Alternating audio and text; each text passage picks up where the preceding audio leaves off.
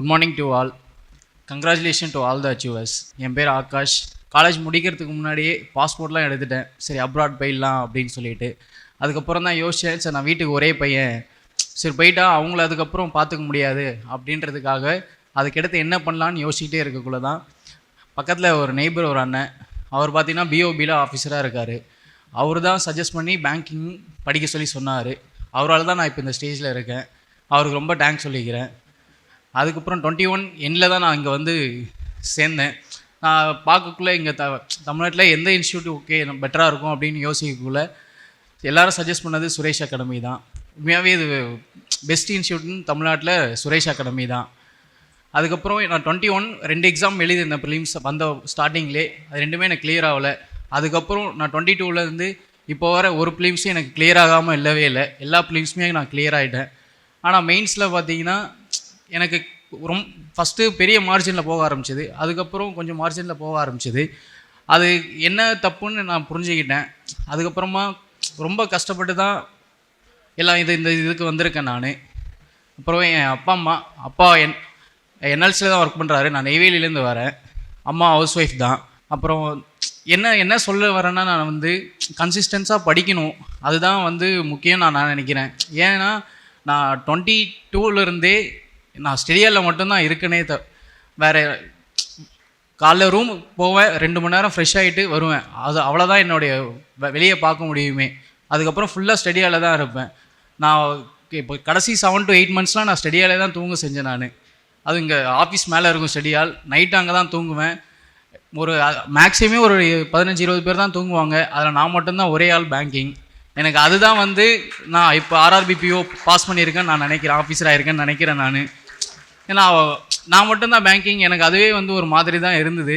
ஆனால் சரி ரொம்ப கஷ்டப்பட்டுருக்கோம், கண்டிப்பாக நமக்கு பலன் கிடைக்கும்னு நினச்சேன். அதுதான் எனக்கு இந்த ஸ்டேஜுக்கு கூட்டு வந்திருக்கு. அப்புறம் நான் நிறையா பேருக்கு தேங்க்யூ சொல்கிறேன். ஏன்னா ஃப்ரெண்ட்ஸ் சர்க்கிள் ரொம்ப அதிகம், இங்கேயுமே ரொம்ப அதிகம். ஃபஸ்ட்டு தேங்க்ஸ் சொல்கிறேன்னா இளவரசன் ஒருத்தன், அவன் லாஸ்ட் இயர் ஐபிஎஸ்பிஓ கனரா பேங்க்கில் போயிட்டான்.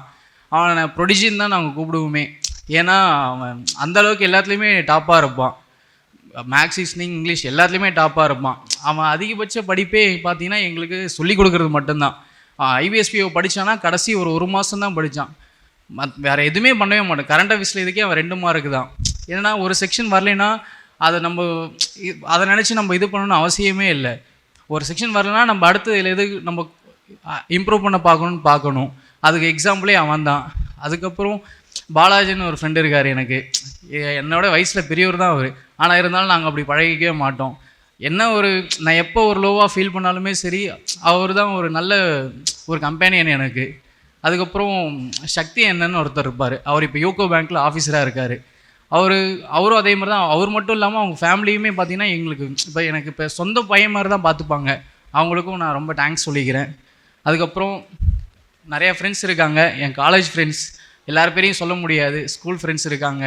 நான் இந்தளவுக்கு இவ்வளோ, ஏன்னா ஃபினான்ஷியலாக ரொம்ப கொஞ்சம் கஷ்டப்படுற ஃபேமிலி தான். எல்லாத்துக்குமே இது ஹெல்ப் பண்ணது, ஃபினான்ஷியலாகவும் சரி, எனக்கு பர்சனல் ப்ராப்ளம்ஸும் இருந்தாலும் சரி, எல்லாத்தையுமே வந்து என் கூட இருந்தது பார்த்திங்கன்னா என் காலேஜ் ஃப்ரெண்ட்ஸ் தான். அவங்களுக்கு நான் ரொம்ப கடைசி வரை நான் கடமைப்பட்டிருக்கேன். எல்லாம் சும்மா இங்கே தூத்துக்குடியில் இருக்க ஃப்ரெண்ட்ஸ் எல்லோரும் சொல்லுவாங்க, எல்லாம் கிண்டல் பண்ணுவாங்க. நான் ஏதோ கிஃப்டட் பர்சன் சொல்லி சும்மா கிண்டல் பண்ணுவாங்க. உண்மையாகவே எனக்கான தோணும், உண்மையாகவே எனக்கு ஃப்ரெண்ட்ஸ் அமைஞ்சதில் நான் உண்மையாகவே அப்படி தான் நான் நினச்சி பெருமையாக போகிறேன் நான். அதுக்கப்புறம் என் அப்பா கான்ட்ராக்ட் லேபராக தான் இருக்கார். ரொம்ப கஷ்டமாக தான் இருக்கும். ஆனால் அப்படி இருந்தும் எங்கள் அப்பா இதுவரை படித்தது போதும் அப்படின்னு சொன்னதே கிடையாது. நீ இன்னும் 1 வருஷம் 2 வருஷம் ஆனாலுமே சரி நீ படி அப்படின்னு தான் சொல்லுவாங்க. ஆனால் எங்கள் அம்மா அப்படி கிடையாது. எப்படி கேட்பாங்கன்னா, எல்லோரும் அவங்களுக்கு என்னென்னா நான் படிக்கிறது பிரச்சனையே கிடையாது. ஆனால் என்னென்னா பக்கத்தில் உள்ளவங்க, சொந்தக்காரங்க எல்லோரும் கேட்குறாங்க, இன்னும் படிக்கிறான், வயசாகுது, வீடு கட்டணும், அப்படி இப்படின்னு ஏதாவது கேட்டுகிட்டே இருப்பாங்க. அம்மா ஆல்ரெடி கொஞ்சம் மெடிக்கல் இஷ்யூஸ்லாம் இருக்குது. இதை யோசித்து ரொம்ப ஒரு மாதிரி ஸ்ட்ரெஸ் ஆகிட்டாங்க. லாஸ்ட்டு 1 மந்த் பார்த்தீங்கன்னா ரொம்ப ப்ராப்ளம் ஆகிடுச்சு. அவங்களுக்கு ஹெல்த் இஷ்யூ ரொம்ப அதிகமாகிடுச்சு. ஆனால் அந்த Jan 1 எனக்கு நான் ரிசல்ட்டை பார்த்தேன், அந்த செகண்ட் யோசித்தேன் இது எல்லாமே மாறும் அப்படின்ட்டு. அதே மாதிரியே மாறிடுச்சு. நான் எல்லாருக்கும், எல்லா பேரண்ட்ஸுக்குமே நான் சொல்கிறது இதுதான். பக்கத்தில் எல்லாருமே சொல்லுவாங்க, சொந்தக்காரங்க எல்லாருமே சொல்லுவாங்க தான். அது எல்லாமே ஸ்டூடெண்ட்ஸ் அவங்க பசங்க கிட்ட நீங்கள் சொல்லிக்காதீங்க, அவ்வளோதான். நான் எங்கள் அம்மா கிட்டேயுமே நான் சொல்கிறது என்ன சொல்லுவேன்னா, நான் கண்டிப்பாக இன்னும் ஒரு வருஷம் நான் எடுத்துக்கினாலும் எடுத்துப்பேன், நான் கண்டிப்பாக ஏதாவது ஒரு ஆஃபீஸர் ஆகுவேன் அப்படின்னு தான் நான் சொன்னேன். அதே மாதிரி நான் அந்த ஸ்டேஜையும் நான் நிற்கிறேன் ஆஃபீஸர் ஆகி. அப்புறம் எங்கள் அப்பாவுக்கு ரொம்ப ரொம்ப நன்றி கடன் பட்டிருக்கேன் நான். ஏன்னா இன்னி வரை அவர் ஏன்னா எதுவுமே சொன்னதே கிடையாது. அவன் எவ்வளோ வேணாலும் படிக்கட்டும், சரி இது வரலைன்னா அவர் என்ன சொல்லுவார்னா, சரி டிஎன்பிசி படி அப்படின்னு தான் சொல்லியிருக்காங்களே தவிர்த்து வேலைக்கு போன்னு சொன்னதே கிடையாது. அதுக்கப்புறம் பார்த்தீங்கன்னா இன்ஸ்டியூட்டுக்கு நான் ரொம்ப கடமைப்பட்டிருக்கேன். ஏன்னா நான் 22லேருந்தே பார்த்தீங்கன்னா ஸ்டெடியாலில் மட்டும்தான் இருப்பேனே. காலைல 2 மணி நேரம் போயிட்டு ஃப்ரெஷ் ஆகிட்டு வருவேன், அவ்வளோதான். ஸ்டெடியால் கொடுத்ததுக்கு ரொம்ப தேங்க்ஸ். ஏன்னா நான் 21ல் வெறும் 10,000 தான் பே பண்ணேன். எனக்கு அதை தாண்டி நான் வேறு எதுவுமே இன்ஸ்டியூட்டுக்கு ஃபீஸ் எதுவுமே பே பண்ணது கிடையாது. அந்த வெறும் 10,000 கொடுத்துட்டு இது இப்போ 3வது வருஷம் ஆகிடுச்சு. எனக்கும் இன்ஸ்டியூட்டுக்கு சம்மந்தம் இருக்குது அப்படின்னா அது ரொம்ப பெரிய விஷயம். அப்புறம் எல்லாருக்கும் தேங்க்ஸ். அப்புறம் ஃப்யூச்சர் பேங்கர்ஸ்க்கு என்ன சொல்கிறேன்னா, கண்டிப்பாக கன்சிஸ்டன்சியாக படிங்க. எனக்கு ஒரு கோட்ஸ் ரொம்ப பிடிக்கும், trust the process go with the ஃப்ளோன்றது. எனக்கு இது ரொம்ப ஃபேவரட்டான கோட்ஸ். அதனால் கண்டிப்பாக படிங்க, கண்டிப்பாக ஸ்டேஜ் ஏறிடலாம் எல்லாருமே. தேங்க்யூ. சுரேஷ் IAS அகாடமி, வெற்றியின் முகவரி.